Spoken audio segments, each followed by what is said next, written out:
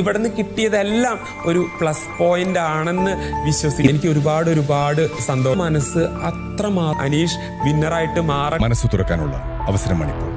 നമസ്കാരം, ബിഗ് ബോസിന്റെ പുതിയൊരു അപ്ഡേഷനിലേക്ക് എല്ലാവർക്കും സ്വാഗതം. ആദ്യമായിട്ട് ചാനൽ കാണുന്നവർ സബ്സ്ക്രൈബ് ചെയ്യുക, സപ്പോർട്ട് ചെയ്യുക.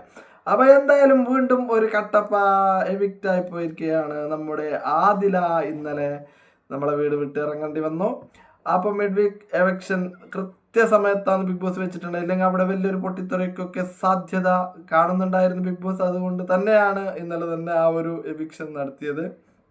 ഇല്ലെങ്കിൽ ഒട്ടുമിക്കവാറും ഈ ഒരു മിഡ് വീക്ക് എവിക്ഷൻ ഇല്ലാതെ തന്നെ നാളെ ശനിയാഴ്ച എവിക്റ്റ് ആക്കാനുള്ള പരിപാടിയൊക്കെ ആയിരിക്കാം ചിലപ്പം. പക്ഷെ മാറ്റേണ്ടി വന്നു ബിഗ് ബോസിന്. കാരണം എല്ലാ വർഷവും ഉണ്ടായിരുന്നു മിഡ് വീക്ക് എവിക്ഷൻ, എല്ലാ വർഷവും ഉണ്ടാവുന്നുണ്ട്. പക്ഷെ ഇപ്രാവശ്യം ഉണ്ടാവില്ല എന്നാണ് കരുതിയത്. പക്ഷെ കൃത്യസമയത്ത് ബിഗ് ബോസ് ഇടപെട്ട് അതിലെ എവിക്റ്റ് ചെയ്തിരിക്കുകയാണ്. എന്തായിരുന്നു അത് നന്നായെന്ന് തോന്നുന്നില്ലെങ്കിൽ അവിടെ വലിയൊരു പ്രശ്നമുണ്ടാക്കാനുള്ള എല്ലാ തയ്യാറെടുപ്പോടു കൂടിയാണ് ബാക്കിയുള്ള പുറത്തുള്ള ആൾക്കാരൊക്കെ വന്നിട്ടുണ്ടായിരുന്നത്. അപ്പോൾ അതിനൊന്നും ഇടപെടുക്കാതെ അതിനു മുമ്പ് തന്നെ അതിലെ പുറത്തിട്ടു. ഇനി ഒരാൾ കൂടി ബിഗ് ബോസിനോട് വിട പറയേണ്ടതുണ്ട്. അത് നമ്മുടെ അക്ബറായിരിക്കും. ബാക്കിയുള്ള 5 പേരായിരിക്കും ടോപ്പ് 5 ഉണ്ടാവുന്നത്. അപ്പോൾ നമുക്ക് നോക്കാം ആരൊക്കെ വിന്നറാവും എന്നൊക്കെ നോക്കാം. നമ്മുടെ കട്ടപ്പ പുറത്തു പോയി കുറേ പറയുന്നുണ്ട്, പുറത്തെത്തിയില്ല. എന്നാലും അവിടെ ഇൻ്റർവ്യൂ ഒക്കെ കൊടുത്തു കഴിഞ്ഞിപ്പോൾ ഓൾറെഡി. ഇപ്പോൾ ഇൻ്റർവ്യൂവിൽ പറയുന്നതെന്ന് പറഞ്ഞാൽ അനുമോളുടെ ഒരു ക്യാരക്ടർ എന്ന് പറഞ്ഞാൽ അവളുടെ ഒരു ഗെയിമിന് വേണ്ടിയിട്ട് അവളൊന്നും ചെയ്യും. പക്ഷെ ഇവൾ ചെയ്യുന്നതൊന്നും ഇവൾക്ക് മനസ്സിലാവുന്നില്ല എന്നുള്ളതാണ് സത്യം. ഞാൻ കറക്റ്റാണ്, ഞാൻ അങ്ങനെയാണ് ഇങ്ങനെയാണ് ഒരുപാട് തള്ളിവിടുന്നുണ്ടായിരുന്നു ഇന്നലെ. എന്തായാലും തള്ളിവിടട്ടെ, എന്തായാലും പുറത്തായല്ലോ, സമാധാനം. ഇനിയിപ്പോൾ നോറ ചിലപ്പം ഒരു സാധ്യത ഒരു 25% മാത്രമേ ഉള്ളൂ. അക്ബറായിരിക്കും ഓൾമോസ്റ്റ് എവിക്റ്റ് ആയി പോകുന്നത്, അക്ബറായിരിക്കും. ഇന്നേ ഉണ്ടെന്ന് പറയുന്നത് കേട്ടു എവിക്ഷൻ. അപ്പോൾ അത് മിക്കവാറും നാളേക്ക് തന്നെ മാറ്റാൻ സാധ്യതയുണ്ട്. കാരണം മോഹൻലാൽ നാളെ വരുമോ ഇല്ലേ എന്നുള്ള ചെറിയൊരു ഡൗട്ടും ഉണ്ട്. കാരണം ഫൈനൽ ആയിരിക്കും, ഇനി ഗ്രാൻഡ് ഫിനാലൊക്കെ ആയിരിക്കും മോഹൻലാൽ വരുന്നത്. അതുകൊണ്ട് സാറ്റർഡേ ഒരു മോഹൻലാൽ എപ്പിസോഡ് ഉണ്ടാവാൻ സാധ്യത കുറവാണ്. എന്നിരുന്നാലും നമുക്ക് കണ്ടറിയാം.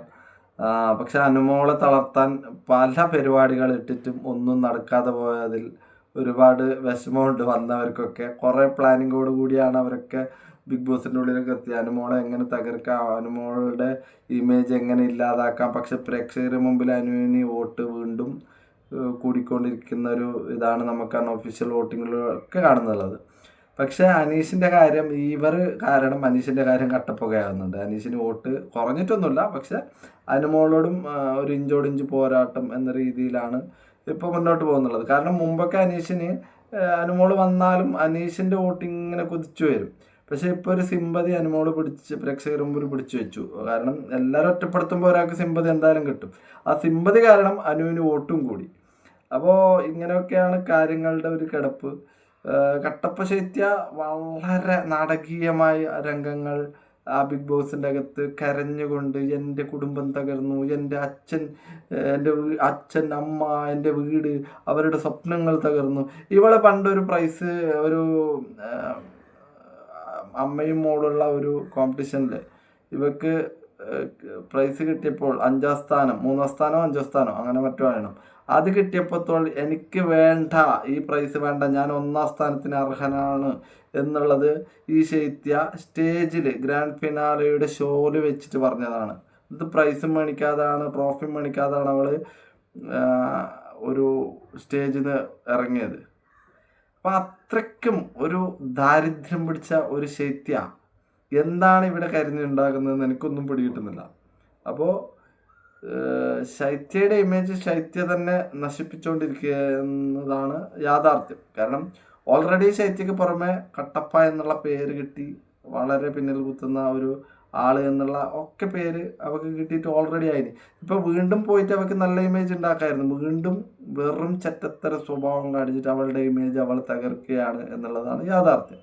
എന്ത് തന്നെ ആവട്ടെ, അവരവരുടെ കാര്യമാണ് അതൊക്കെ. അതൊന്നും നമുക്ക് ചിന്തിക്കേണ്ട ആവശ്യമില്ല. ബിഗ് ബോസിൽ ആര് വിന്നറാവൂ എന്നുള്ളത് മാത്രമാണ് പ്രേക്ഷകൻ എന്ന രീതിയിൽ നമുക്കൊക്കെ നോക്കേണ്ട ഒരു കാര്യം. അപ്പോൾ യാഥാർത്ഥ്യമായ ജെനുവിനായ ആൾക്കാരെ മാത്രം വിജയിപ്പിക്കാൻ വേണ്ടിയിട്ട് നോക്കുക. എന്തായാലും അനുമോളും അനീഷിന് നല്ലതായ 2 പേരും നല്ല ഗെയിമറാണ്. അതുകൊണ്ട് അതിൽ ആരെങ്കിലും നല്ല ആൾക്കാരെ സെലക്ട് ചെയ്യുക. ഷാനവാസിക്കയും നല്ല ഗെയിമറാണ്. ഷാനവാസിക്കയാണ് എൻ്റെ മനസ്സിലുള്ളത് ഷാനവാസിക്കയാണ് ഏറ്റവും നല്ല ഗെയിമർ. പക്ഷേ ഷാനവാസിക്കക്ക് ഇനിയിപ്പോൾ ടോപ്പ് 1 ഒന്നും എത്താൻ സാധ്യത കുറവാണ്. ടോപ്പ് 3 ഒക്കെ എന്തായാലും ഉണ്ടാവും. എന്തായാലും നമുക്ക് കണ്ടറിയാം. Okay, thank you. അതുവരെക്കും ബൈ ബൈ.